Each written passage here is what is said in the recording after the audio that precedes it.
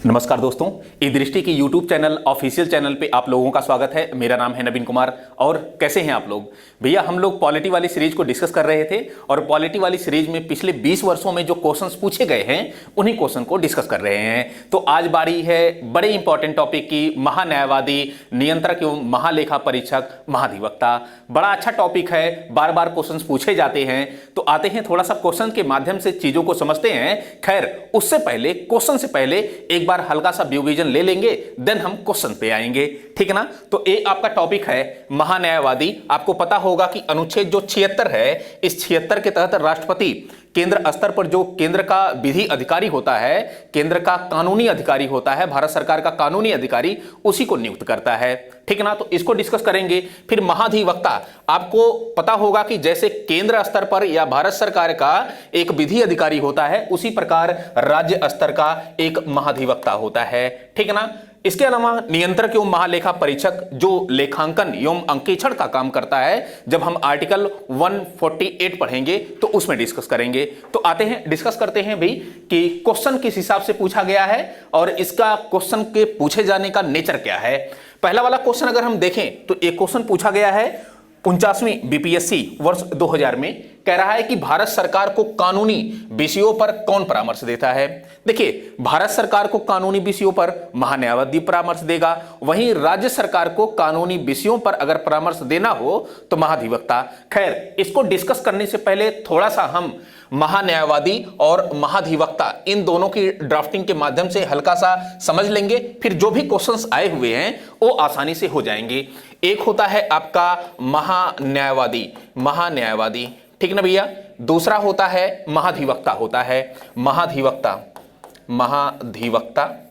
और ये जो महान्यायवादी होता है, यह महान्यायवादी भारत सरकार या केंद्र स्तर पर या भारत सरकार का यह प्रमुख या प्रथम विधि अधिकारी होता है। वहीं पर जो महाधिवक्ता होता है, यह महाधिवक्ता राज्य का प्रमुख विधिक अधिकारी या प्रथम विधि अधिकारी या सर्वोच्च विधि अधिकारी होता है। तो सवाल यह है कि जो महान्यायवादी होता है, इसकी योग्यता क्या होनी चाहिए, इसकी योग्यता क्या होनी चाहिए कि कोई व्यक्ति महान्यायवादी नियुक्त किया जाए। तो आपको पता होना चाहिए कि इसकी योग्यता जो होनी चाहिए, अगर कोई ऐसा व्यक्ति जो सुप्रीम कोर्ट का न्यायाधीश बन सके, वही न्यायवादी, महान्यायवादी बन सकता है, ठीक ना भैया। तो सवाल है कि महाधिवक्ता की योग्यता क्या होनी चाहिए। यहां पर देखिए, तुलनात्मक अगर हम पढ़ते हैं तो ज्यादा चीजें अच्छे से तैयार हो जाती हैं। जैसे महान्यायवादी के लिए जरूरी है योग्यता कि एक ऐसा व्यक्ति जो सुप्रीम कोर्ट का न्यायाधीश बन सके, वह महान्यायवादी बनने के योग्य होता है। वहीं पर एक ऐसा व्यक्ति जो हाई कोर्ट का न्यायाधीश बन सके, वही व्यक्ति महाधिवक्ता बनने के योग्य होता है, ठीक ना भैया। तो सवाल है कि इस महान्यायवादी की नियुक्ति कौन करता है, महान्यायवादी की नियुक्ति। तो महान्यायवादी की नियुक्ति चूंकि केंद्र स्तर की बात है तो राष्ट्रपति करेगा, राष्ट्रपति करेगा। और जायज है कि यहां पर राज्य स्तर पर, यहां राज्य की बात है तो राज्य में राज्यपाल होता है और राज्यपाल इस महाधिवक्ता की नियुक्ति करेगा, ठीक है ना। तो सवाल यह है कि इसका जो पेमेंट होता है, इसके जो पारिश्रमिक कह सकते हैं, इसका निर्धारण कौन करता है। क्या संसद करती है या कोई दूसरी और बॉडी करती है। तो यहां पर आपको यह पता होना चाहिए कि राष्ट्रपति के द्वारा इसके पारिश्रमिक का निर्धारण किया जाता है। और यहां पर इसके पारिश्रमिक का निर्धारण कौन करता है, राज्यपाल करता है, राज्यपाल करता है इसके पारिश्रमिक का निर्धारण। पारिश्रमिक मतलब कि जो एक काम कर रहा है उसका जो कुछ वेतन भत्ता हुआ उसका निर्धारण कौन करेगा, तो वो राज्यपाल करता है, ठीक ना भैया। और क्या है, ये जो महान्यायवादी होता है, इस महान्यायवादी का यह कार्य होता है कि अगर भारत सरकार का कोई भी मामला हो तो उस मामले को लेकर सुप्रीम कोर्ट या कोर्ट में या न्यायालय में यह उपस्थित होता है भारत सरकार की तरफ से। चूंकि विधि अधिकारी होता है, भारत सरकार को यह न्यायालयी मामलों में या कानूनी या विधि मामलों में परामर्श देता है। वैसे ही अगर राज्य स्तर की कोई बात होती है, कोई मामला होता है, तो राज्य की तरफ से महाधिवक्ता न्यायालय में पेश होता है, ठीक ना भैया। तो ये सब सारी चीजें हैं। खैर एक चीज आपको यह बताते चलूं हम, बताते चलें कि इसको हटाया कैसे जाता है। महान्यायवादी को, महान्यायवादी चूंकि राष्ट्रपति का यह प्रसाद पर्यंत पद धारण करता है, राष्ट्रपति का प्रसाद पर्यंत पद धारण करता है।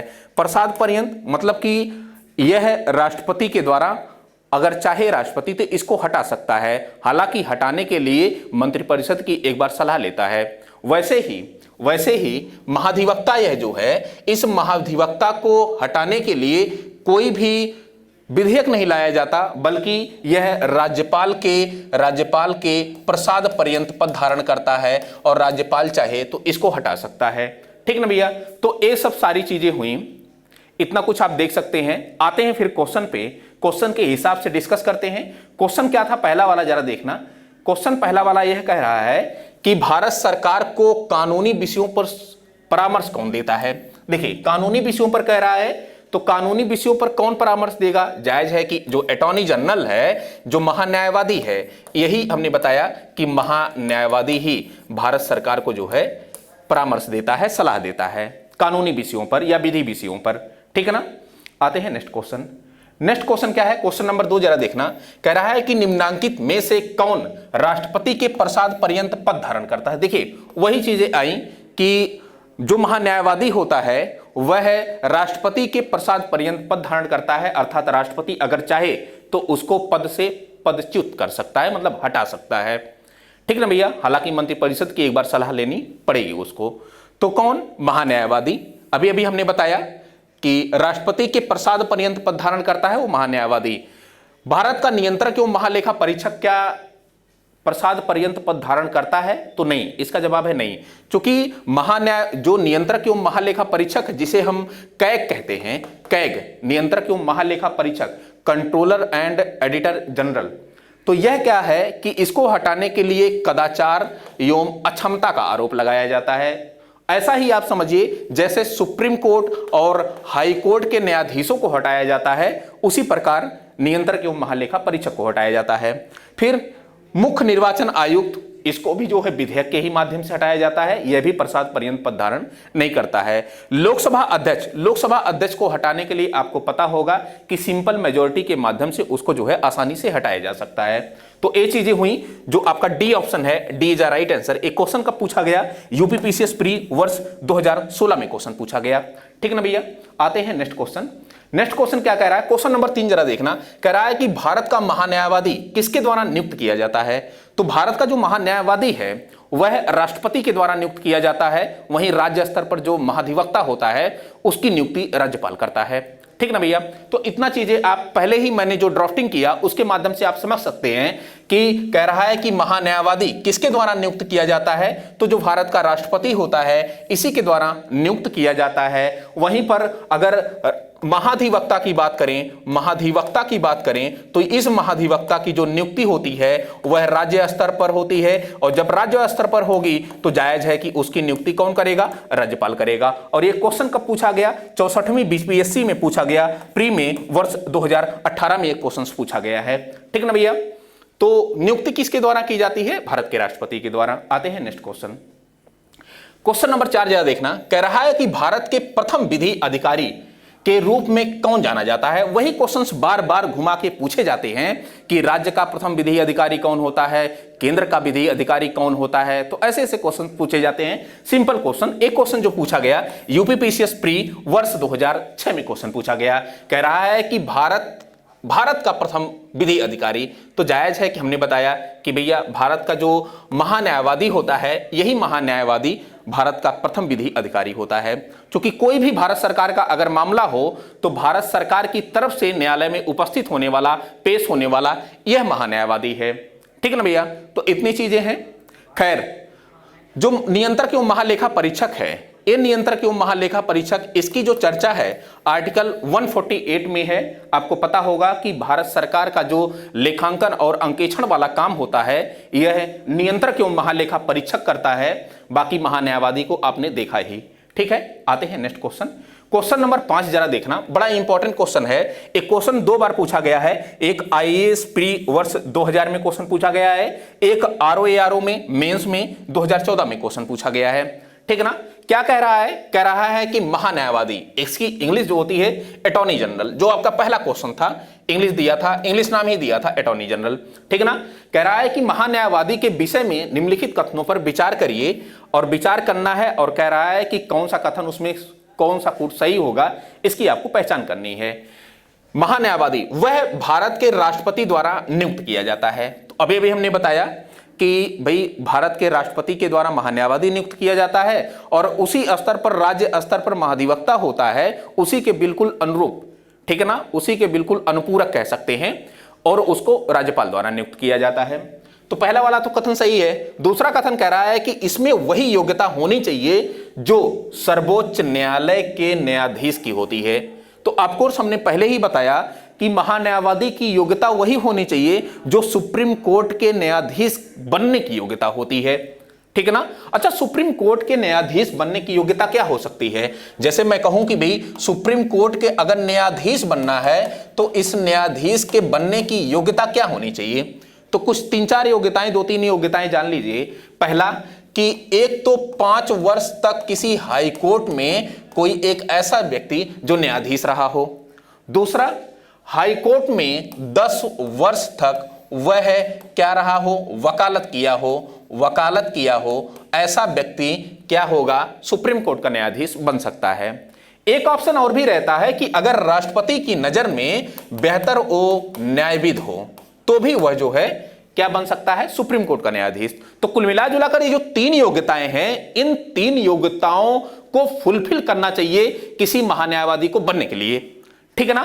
तो वही कह रहा है कि वही योग्यता होनी चाहिए जो सर्वोच्च न्यायालय के न्यायाधीश की होती है। तो दूसरा वाला भी कथन सही है। तीसरा क्या कह रहा है कि उसे संसद के किसी भी एक सदन का सदस्य होना चाहिए।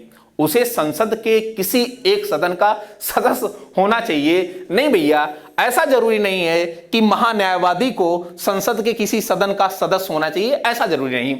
मैं आपको बताते चलूं कि एक आर्टिकल है, आर्टिकल 88 अनुच्छेद, आर्टिकल कह सकते हैं कि आर्टिकल 88 है। यह कहता है कि महान्यायवादी चाहे तो संसद के प्रत्येक सदन की बैठकों में भाग ले सकता है, कुछ बोल सकता है, लेकिन निर्णायक मत नहीं दे सकता है। निर्णायक मत नहीं दे सकता है। संसद के प्रत्येक सदन में वो पार्टिसिपेट कर सकता है, कुछ बोल सकता है, अपनी बातों को रख सकता है, लेकिन निर्णायक मत नहीं दे सकता है।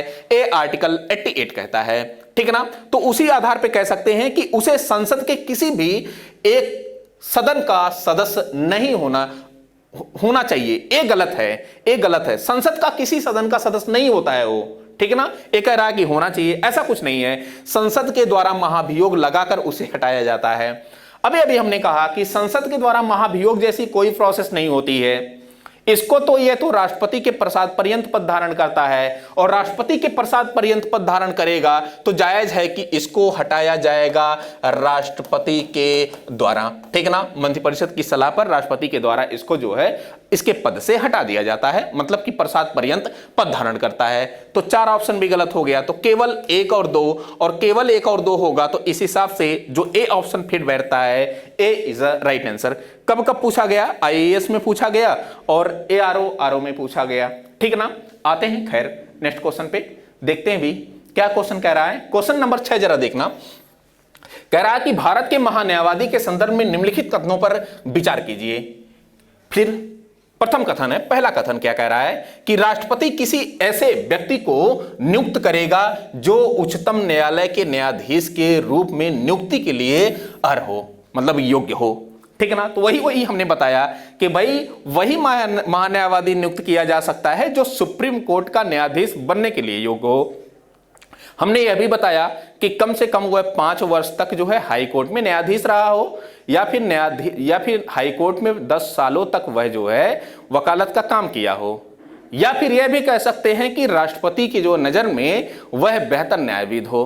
तो ये 3 योग्यताएं अगर लिया हुआ है तो वह महान्यायवादी अटॉर्नी जनरल भी नियुक्त किया जा सकता है राष्ट्रपति के द्वारा, ठीक है ना। तो ये चीजें हैं। तो पहला वाला जो कथन होगा आपका ए राइट होगा, सही होगा। फिर नेक्स्ट क्या कह रहा है कि महान्यायवादी इतना पारिश्रमिक प्राप्त करेगा जो संसद अवधारित करे। हमने क्या बताया कि क्या जो संसद अवधारित करे या फिर जो राष्ट्रपति अवधारित करे। हमने क्या बताया था, जो राष्ट्रपति डिफाइन करेगा, जो राष्ट्रपति निर्धारित करेगा, अवधारित करेगा, वही इसका वेतन और भत्ता होगा। संसद के द्वारा इसका वेतन भत्ता या पारिश्रमिक निर्धारित अवधारित नहीं किया जाता है, ठीक है ना। तो इस हिसाब से आपका जो दूसरा वाला कथन है ये गलत होगा। तो केवल एक ए ऑप्शन सही है, ए इज राइट आंसर। एक क्वेश्चन कब पूछा गया, यूपीपीसीएस प्री वर्ष 2020 में क्वेश्चन पूछा गया, ठीक है ना भैया। तो देख रहे हैं कि एकदम सिंपल क्वेश्चंस आ रहे हैं। नेक्स्ट क्वेश्चन क्या है, क्वेश्चन नंबर 7 क्या कह रहा है कि निम्नलिखित कथनों पर विचार कीजिए। भारत का महान्यायवादी उसी से संबंधित है। अब सुनना जरा, क्या कह रहा है कि लोकसभा की कार्यवाही में भाग ले सकता है। हमने बताया कि आर्टिकल 88 के अनुसार, अनुच्छेद 88 के अनुसार कि वह संसद के किसी भी सदन में, संसद के दो सदन, एक तो लोकसभा होती है और दूसरी राज्यसभा होती है, तो संसद के किसी भी सदन में ये भाग ले सकता है, बोल सकता है, लेकिन मत नहीं दे सकता है। यही आर्टिकल 88 है। तो वही कह रहा है कि कार्रवाई में भाग ले सकता है, ऑफ कोर्स भाग ले सकता है ये। फिर लोकसभा की किसी भी समिति का सदस्य हो सकता है, लोकसभा की किसी भी समिति का सदस्य हो सकता है। ऑफ कोर्स लोकसभा के द्वारा जो भी, लोकसभा के अध्यक्ष के द्वारा जो भी समितियां गठित की जाती हैं, अगर इसको चाहे तो लोकसभा अध्यक्ष इसको समिति में जो है सदस्य के रूप में शामिल कर सकता है, ठीक है ना। तो दूसरा वाला जो कथन है ये भी सही है। तीसरा वाला क्या कथन कह रहा है कि लोकसभा में बोल सकता है। अभी हमने बताया कि भाग ले सकता है और बोल सकता है, लेकिन मत नहीं दे सकता है। नीचे वाला जरा देखना, कह रहा है कि लोकसभा में मतदान कर सकता है। क्या कर सकता है? नहीं कर सकता है। यही तो आपका गलत हो गया। तो 1 2 3 मतलब कि सी इज द राइट आंसर। ये आपका जो आंसर होगा उसका सी ऑप्शन होगा 7 नंबर का। तो देखिए, मतलब कि जो पहली वाली ड्राफ्टिंग की गई थी उसी को आप ध्यान से अगर देखेंगे तो सारे क्वेश्चंस लगभग उसी ड्राफ्टिंग से हो जाएंगे। बाकी और विशेष पढ़ने की जरूरत नहीं है। हालांकि क्वेश्चन अगर आप सॉल्व कर लेंगे तो धीरे धीरे वो जो है आपके अंदर मैच्योरिटी डेवलप हो जाएगी। आते हैं नेक्स्ट क्वेश्चन नंबर 8 जरा देखना। निम्नलिखित में से किसी संसद के दोनों सदनों में बोलने, अन्य कार्रवाइयों में सम्मिलित होने एवं किसी संसदीय कमेटी का सदस्य होने का अधिकार तो है, परंतु उसे वोट देने का अधिकार। मैं कह रहा हूं कि इतना आप अपने आंसर में शामिल कर लीजिए, इसको क्वेश्चन मत बनाइए, इतना अपने आप आंसर में शामिल कर लीजिए। और आंसर में शामिल करके इसको आप अनुच्छेद 88 लिख लीजिए और यहीं पर महान्यायवादी लिख लीजिए, ठीक है ना। महान्यायवादी तो भारत का अटॉर्नी जनरल अच्छे से कर सकते हैं। कब क्वेश्चन पूछा गया? तो एक क्वेश्चन यूपीपीसीएस मेंस में वर्ष 2003 में क्वेश्चन पूछा गया है। तो ये तो बार बार हमने डिस्कस किया, तो कोई प्रॉब्लम नहीं होनी चाहिए।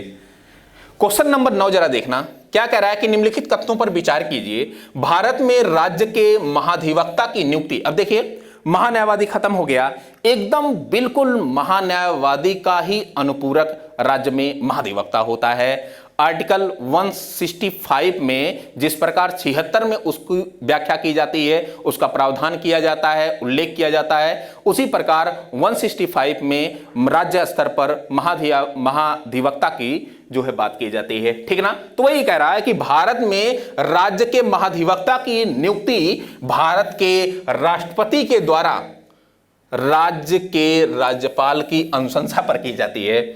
ये बताइए कि इसकी नियुक्ति भारत के राष्ट्रपति द्वारा की जाती है या भारत के राज्यपाल द्वारा की जाती है?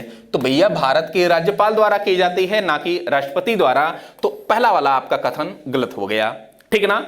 फिर कह रहा है कि सिविल प्रक्रिया संहिता के उपबंधों के अनुसार राज्य स्तर पर उच्च न्यायालय की, देखिए कह रहा है कि सिविल प्रक्रिया संहिता के उपबंधों के अनुसार राज्य स्तर पर उच्च न्यायालयों की मूल अपीलीय तथा सलाहकारी अधिकारिता होती है। उच्च न्यायालयों की, तो क्या उच्च न्यायालयों की मूल अपीलीय तथा सलाहकारी अधिकारिता होती है?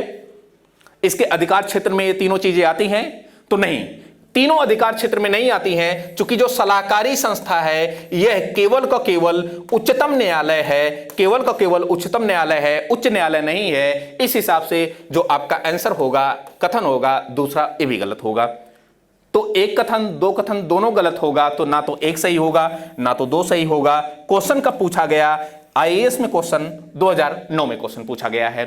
बाकी मूल और अपीलीय अधिकारिता तो हाई कोर्ट के पास होती है, हाई कोर्ट के पास होती है, लेकिन जो सलाहकारी अधिकारिता है, किसी पर विचार देने, परामर्श देने, सलाह देने, ये जो है न्यायालय हाई कोर्ट के पास नहीं होती है, बल्कि सुप्रीम कोर्ट उच्चतम न्यायालय के पास होती है। तो आई होप पसंद आया होगा। क्वेश्चन नंबर 9 कंप्लीट हुआ आपका। क्वेश्चन नंबर 10 क्या कह रहा है?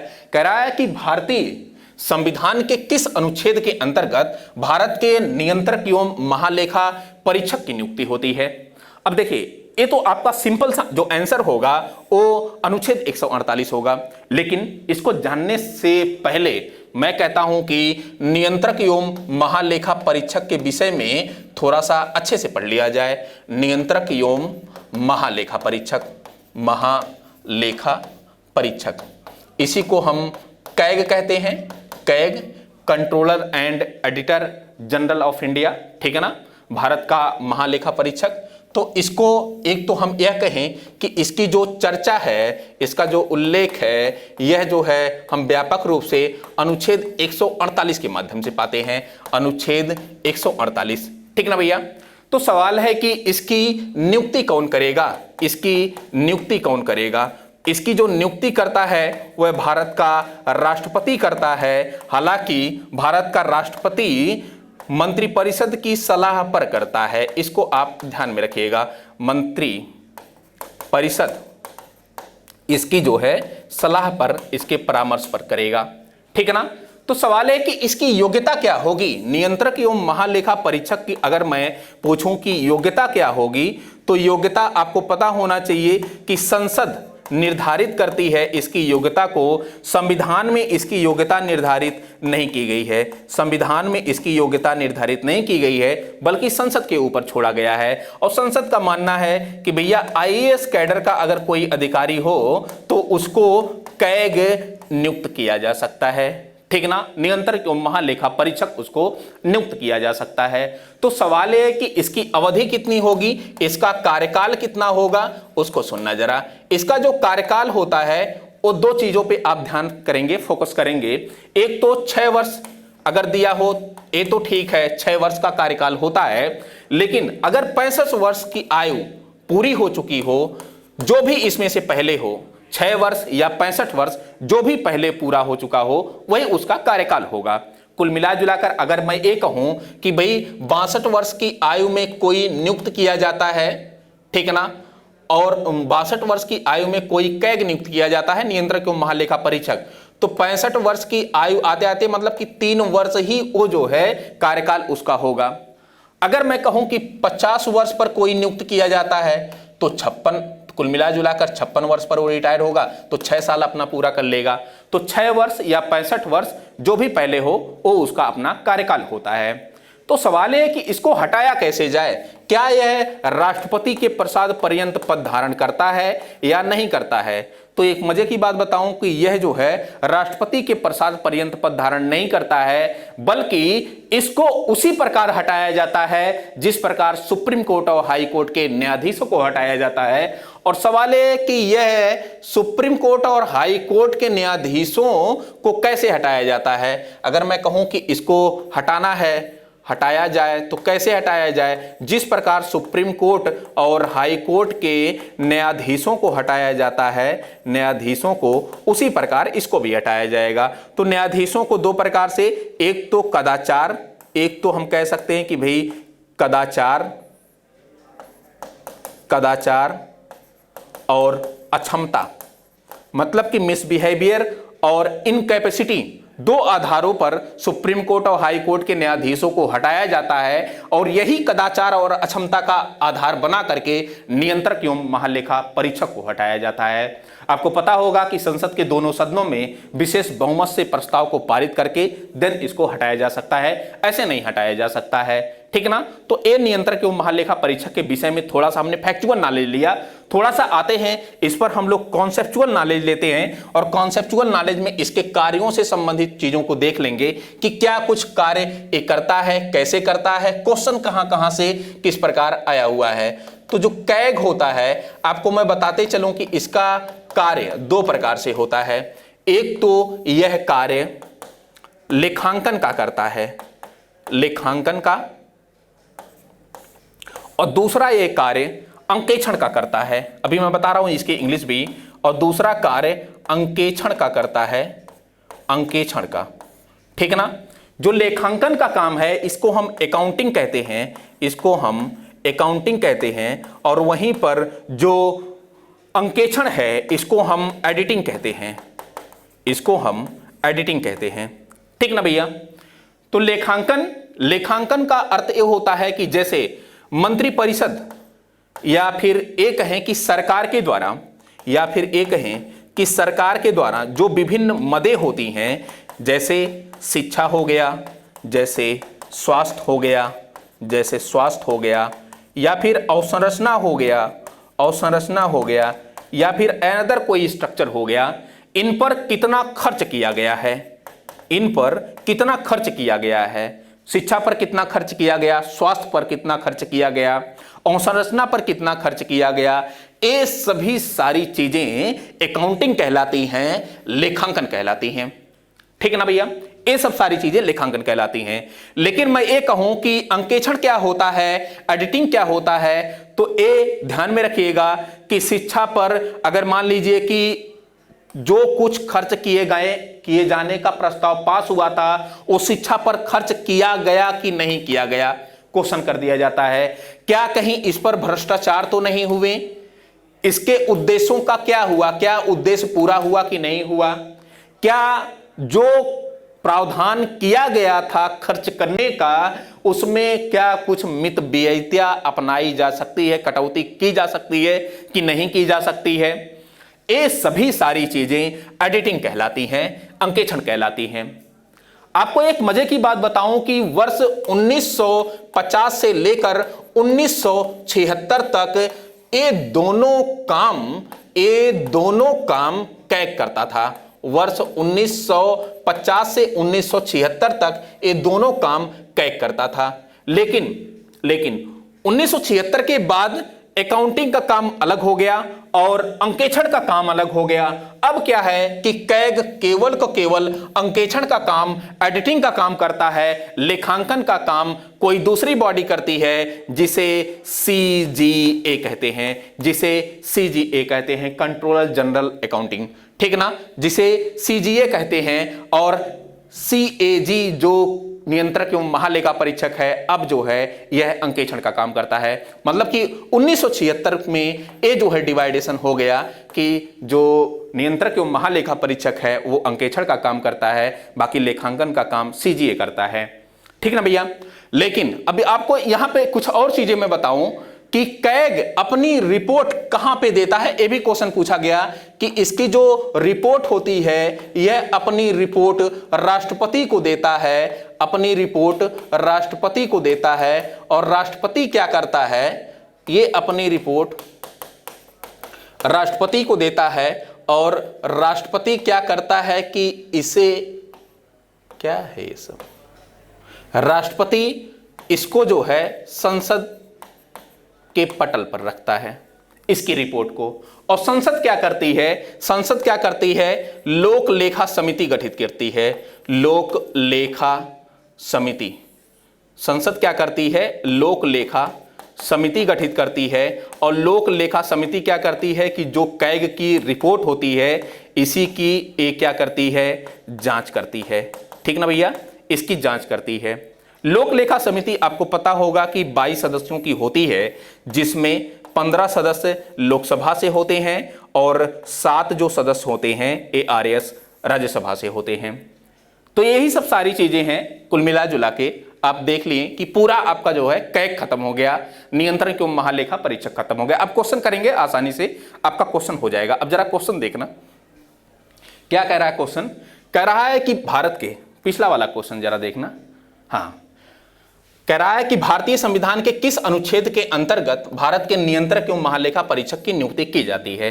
तो अनुच्छेद जो आपका 148 है, इसी के तहत नियंत्रक एवं महालेखा परीक्षक की नियुक्ति की जाती है। ए लोअर पीसीएस में पूछा गया वर्ष 2015 में। नेक्स्ट क्वेश्चन क्या है।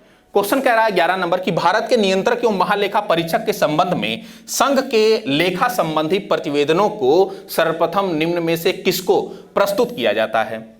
अब देखिए, नियंत्रक एवं महालेखा परीक्षक के द्वारा जो प्रतिवेदन होता है, जो रिपोर्ट होती है, वो किसको प्रस्तुत किया जाता है। हमने ये बताया कि भारत के राष्ट्रपति को। और भारत का राष्ट्रपति कहां पर करेगा, अब संसद के पास करेगा। और संसद क्या करेगी, लोक लेखा समिति गठित करेगी, लोक लेखा समिति। और यही लोक लेखा समिति इस रिपोर्ट की क्या करती है, जांच करती है। ठीक है ना भैया। नेक्स्ट क्वेश्चन, नेक्स्ट क्वेश्चन क्या है, क्वेश्चन नंबर 12 जरा देखना। कह रहा है कि भारत के नियंत्रक एवं महालेखा परीक्षक के संबंध में निम्नलिखित में से कौन सा कथन सही नहीं है। सही नहीं पूछ रहा है। इसकी नियुक्ति राष्ट्रपति द्वारा की जाती है, ये तो भाई बात सही है, ये तो सही है। इसका वेतन सर्वोच्च न्यायालय के न्यायमूर्ति के समान होता है। इसका वेतन सर्वोच्च न्यायालय के न्यायमूर्ति के समान होता है, तो बिल्कुल बात सही है। सेवानिवृत्ति के पश्चात वह अन्य सरकारी सेवा के योग्य हो सकता है या हो जाता है, तो आपको सही है। सही नहीं है कौन सा, तो उनको राष्ट्रपति द्वारा पदच्युत किया जाता है। अरे भैया, राष्ट्रपति द्वारा पदच्युत तब किया जाएगा जब कोई पद भारत के राष्ट्रपति का प्रसाद पर्यंत पद धारण करेगा, ऐसे नहीं कोई किया जाएगा। ठीक ना। तो इसको तो हमने बताया कि भाई नियंत्रक एवं महालेखा परीक्षक जो है, यह सुप्रीम कोर्ट और हाई कोर्ट के न्यायाधीशों को जिस प्रकार हटाया जाता है, उसी प्रकार इसको भी हटाया जाता है। कुल मिला जुलाकर अगर कदाचार और अक्षमता का आरोप लग जाए तो उसी प्रकार इसको हटाया जाता है, जिस प्रकार सुप्रीम कोर्ट हाई कोर्ट के न्यायाधीशों को। तो यही तो गलत है आपका, डी। ठीक है ना। क्वेश्चन कब पूछा गया, ए यूपीपीसीएस 2014 में क्वेश्चन पूछा गया। ठीक है, आते हैं नेक्स्ट क्वेश्चन। क्वेश्चन नंबर 13 जरा देखना। कह रहा है कि किस वर्ष में अकाउंटिंग को एडिटिंग, ये देखना जरा, अकाउंटिंग मतलब कि लेखांकन को एडिटिंग अंकेक्षण से अलग किया गया। अभी हमने बताया, ये डिस्कस किया। एक क्वेश्चन पूछा गया है यूपीपीसीएस प्री 2019 में, बड़ा अच्छा क्वेश्चन, सबका गलत हुआ था, बहुत लोगों का। तथा नियंत्रक एवं महालेखा परीक्षक का कार्य केवल सरकारी लेखा तक सीमित रह गया। तो अब मुझे लग रहा है कि कोई बताने की जरूरत नहीं है, 1976 में बार बार चिल्लाया। ठीक है ना। आते हैं नेक्स्ट क्वेश्चन। लोक निधि का अभिभावक किसे कहा जाता है। लोक निधि का अभिभावक तो नियंत्रक एवं महालेखा परीक्षक को। आसान क्वेश्चन है। एक क्वेश्चन कब पूछा गया, यूपीपीसीएस मेंस में वर्ष 2008 में क्वेश्चन पूछा गया। ठीक ना भैया। नेक्स्ट क्वेश्चन क्या है, एक क्वेश्चन मिलाना है थोड़ा सा हल्का सा। चूंकि यूपीपीसीएस मेंस में क्वेश्चन आया है, अगर ये क्वेश्चन आईएएस में आता तो शायद ऐसा ना देता। क्योंकि जो एग्जामिनर बनाया है वो पता नहीं उसकी सोच क्या है इसको बनाने की। हालांकि इसको मिलाना है तो मिला ही दीजिए। भारत का राष्ट्रपति ये करना है कि किससे कोरिलेट करता है, संबंध रखता है। भारत का जो उपराष्ट्रपति होता है, आपको पता होगा कि राज्यसभा का सभापति होता है, तो इसको एक काम करिए, राज्यसभा से मिला दीजिए। ठीक है ना। फिर नियंत्रक एवं महालेखा परीक्षक, चूंकि यह जो है क्या करता है, लोक लेखा जो समिति होती है वही जो है इसकी जांच करती है। तो लोक लेखा समिति यहां से इसको जो है पहले स्थान पर जो है रिलेट कर लीजिए। फिर भारत का महाधिवक्ता और भारत का महान्यायवादी। अब देखिए ये समस्या क्रिएट कर दिया, भारत का महाधिवक्ता और भारत का महान्यायवादी। महान्यायवादी जो होता है इसको कर लीजिए आप जो है लोकसभा की बैठक से, क्योंकि लोकसभा या राज्यसभा या संसद के किसी भी सदन की बैठक होगी उसमें ये पार्टिसिपेट कर सकता है और मतदान नहीं कर सकता, कुछ बोल सकता है। ठीक है ना। महाधिवक्ता को आप एड्रेस कर लीजिए उच्चतम न्यायालय से। ठीक है भैया, उच्चतम न्यायालय से। ठीक है ना। तो ऐसे कोरिलेट कर लीजिए, तो यही आपका सही होगा। महाधिवक्ता कुछ ऑप्शन क्रिएट किया है, भारत का महाधिवक्ता ऐसे लगाया है, उधर जो है थोड़ा सा डिस्टर्ब किया है, ठीक है ना। फिर वरीयता क्रम से कुछ क्वेश्चंस हैं, वरीयता क्रम में कि मतलब कि जो भारत के संवैधानिक पद या कुछ ऐसे पद होते हैं जो अपने आप में शीर्ष then bottom up to bottom किस प्रकार होते हैं, उसी से लेकर क्वेश्चन पूछा गया है। तो आपको बताते चलूं कि कह रहा है कि निम्नलिखित अधिकारियों पर विचार कीजिए और अग्रता क्रम में इनका सही अनुक्रम क्या होगा। तो सबसे पहले आपका कौन आएगा, भारत का मुख्य न्यायाधीश आएगा, सुप्रीम कोर्ट का मुख्य न्यायाधीश, ठीक है ना। उसके बाद देन संघीय मंत्रिमंडल के जो सदस्य हैं ये आएंगे, तो तीसरा वाला उसके बाद आएगा। फिर उसके बाद मुख्य निर्वाचन आयुक्त आएगा, जो दूसरा वाला है ए आएगा। फिर एक ऑप्शन बचा, उसके बाद एक ए मंत्रिमंडल का सचिव आएगा, ठीक है ना। तो उस हिसाब से अगर आप देखें 4 3 2 1, तो 4 3 2 1 C is a right answer आपका, ठीक है ना। कब क्वेश्चन पूछा गया, AIAS प्री में वर्ष 2000 में क्वेश्चन पूछा गया। हालांकि इससे क्वेश्चन काफी कम आते हैं, लेकिन जो भी है मैंने एक बार आपको क्वेश्चन दिखा दिया कि भाई क्वेश्चन पूछे जाते हैं। फिर कह रहा है कि भारत के वरीयता क्रम में निम्नलिखित या निम्नलिखित में से कौन पहले आता है। यहां पर एक क्वेश्चन थोड़ा सा विवादित हो गया था, ऐसा क्वेश्चन नहीं देना चाहिए था। खैर ये जो ई ऑप्शन है इसको देके क्वेश्चन का पूरा मैटर ही समाप्त कर देता है आयोग। बीपीएससी में ये समस्या है, क्योंकि यहां पर आप देखेंगे तो जो मुख्य निर्वाचन आयुक्त होता है, नियंत्रक एवं महालेखा परीक्षक होता है और यूपीएससी का जो अध्यक्ष होता है, इनके जो पदक्रम होते हैं ये समान होते हैं, समान होते हैं। उस हिसाब से जो आपका ऑप्शन होगा वो ई ऑप्शन होगा, E option, E is right answer. ये बीपीएससी में 65वीं बीपीएससी 2019 में क्वेश्चन पूछा गया, ये 33 नंबर का क्वेश्चन था, ठीक है ना भैया। So thank you so much for watching this video. आज के लिए फिलहाल इतना ही। कल हम लोग बड़ा अच्छा टॉपिक लोकसभा देखने वाले हैं, संसद के 3 अंग, लोकसभा, राज्यसभा और राष्ट्रपति। तो राष्ट्रपति को देख ही लिए हैं, कल जो है लोकसभा को पूरी डिटेल से देखेंगे। आज के लिए इतना ही, थैंक यू सो मच।